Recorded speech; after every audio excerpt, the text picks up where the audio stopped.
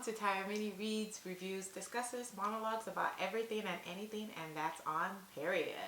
So today we're going to be talking about a couple of books I just finished reading in 2025 January.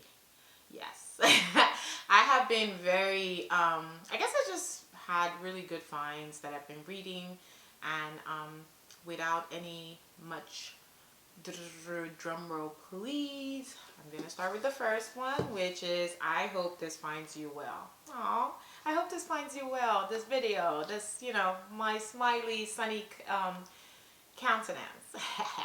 Anyways, by I hope this finds you well by Natalie Sue. Is a fiction book about a girl called Jolene, or lady, who she got into a brush in or run-in with HR in her company. And so they were like, well, you need to undergo harassment training and we're gonna have to monitor your computer. So they sent this HR guy slash IT guy. I was a bit confused about that because it felt like he was the IT guy, but he was also the HR person. That part was confusing to me. Anyways, he goes to her desk and he does something to her settings. And so the next day, I think she goes to work, puts on her computer, and she realizes that she has access to everyone's emails in her company. Yes, her coworkers, her manager, even the HR guy.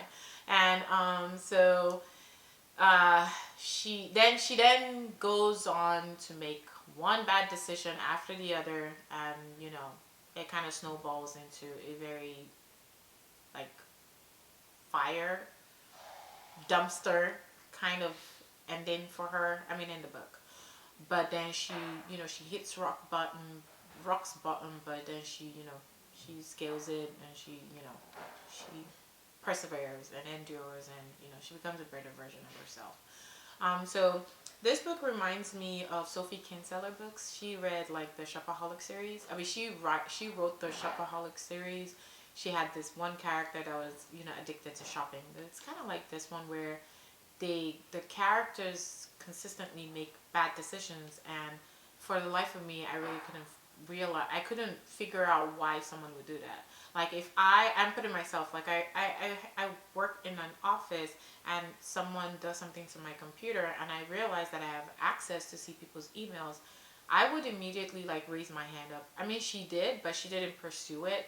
I feel like that's a great massive violation of privacy, and maybe the company could actually, I mean, they're the ones at fault, but still, you read the emails, that kind of thing. So that premise was kind of shaky for me because I felt like comparing to real life, it didn't really hold water, but what do I know?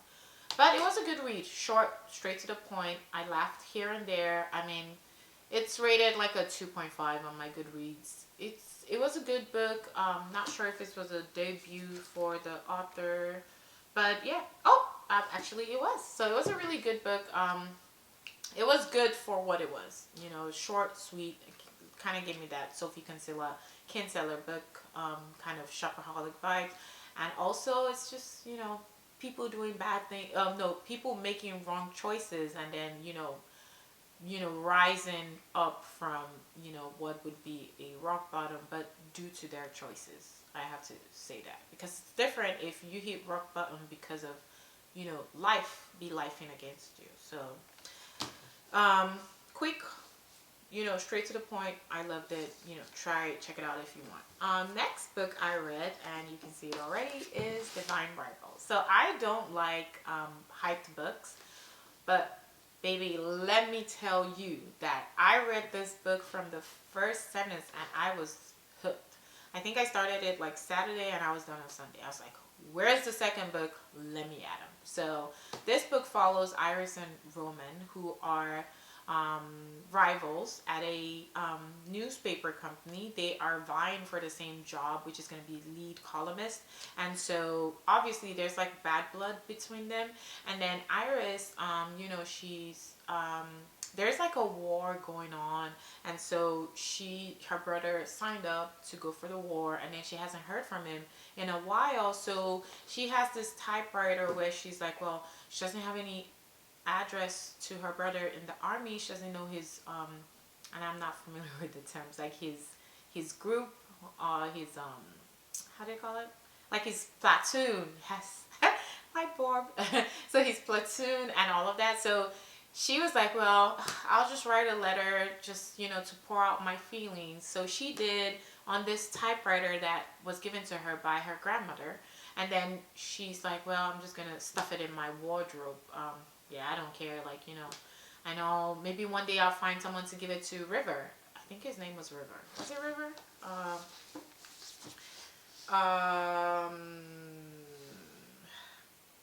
I think so. I can't see it, but yeah. So her best. So that's what she does. She puts it under the wardrobe, and she just realizes that the letter is gone, and she writes it off and just moves on. But then she gets a reply, and someone is writing back to her, saying something like, "Who is this?" or "Why are you writing to me?" And that's where the story kicks off from. The story, or the world, is kind of based on like a magical realism kind of scene. So there's not too much fantastical elements to it. There is, but it doesn't overwhelm the story. The story is still a boy and a girl, and a girl's looking for her brother, and it's just set in this magical scene. I like that because sometimes with magic realism books, it's very hard for you to imagine because it's like not there. But this one was kind of there, but you didn't have to know too much. I didn't even really know too much. I just knew two people were fighting. Oh, good for them. But I loved Roman and Iris' story. Roman is voted best boyfriend in the entire world. One thing I liked about Roman was he could communicate. He wrote his letters, and he was very effusive, very, he was well thought. He had a dedication to the way he wrote letters to her, and the way they exchanged their letters. It was so sweet. I was like gasping for air. I was like, whoo! He is the perfect book boyfriend. So it was a really good book. Like I said, I finished it in one sit. Well, not one sitting, but I finished it within 24 hours. And then I rushed. Luckily, I read them. I just read them. I just finished a couple of days ago, and so I got Ruthless Vows, which is the second book in the duology, and it was just as good as the first book. Some things happen in Divine Rivals, and so Ruthless Vow just picks up right where we left, and you can see it had some of the same elements that I fell in love with the first book. I guess for this one, they were apart for maybe like half of the book, so that kind of was, it was off. It was just not, I wish they had more time. But it was also a good book. So book 2 dived more into the fantasy part of it, the gods and all of that. But it wasn't overwhelming. It wasn't a story that I think I really cared to know about. I just was really concerned about Iris and Roman. And also because of the fact that there was like a showdown that was going to go down. That's a good one. The showdown that was going to go down. So the book 2 was mostly about the last battle, or like the major showdown that was going to go down. Anyways, so yeah, it was a really good book. It's an overhyped, no, it's a well hyped book. I would definitely recommend reading this if you are into magical realism. You don't really care for fantasy. You don't have to remember like names and spells and all of that. This is a book for you. It's really easy, and it's actually not insta love. It's like mild enemies. No, they were mild enemies to friends to lovers. It was really, really sweet, and Roman was really, really the best book boyfriend. I also liked Iris. She was reasonable. The only reason I didn't like her was Roman would be like, oh, don't let go of my hand, or don't leave me, or don't, and then she goes and does that. Why do people do that? That just, it ticks me off. Anyways, thank you so much for watching my video. Please like and subscribe. Hit the button, and I'll see you in my next video. Thank you so much, and have a lovely day. Bye.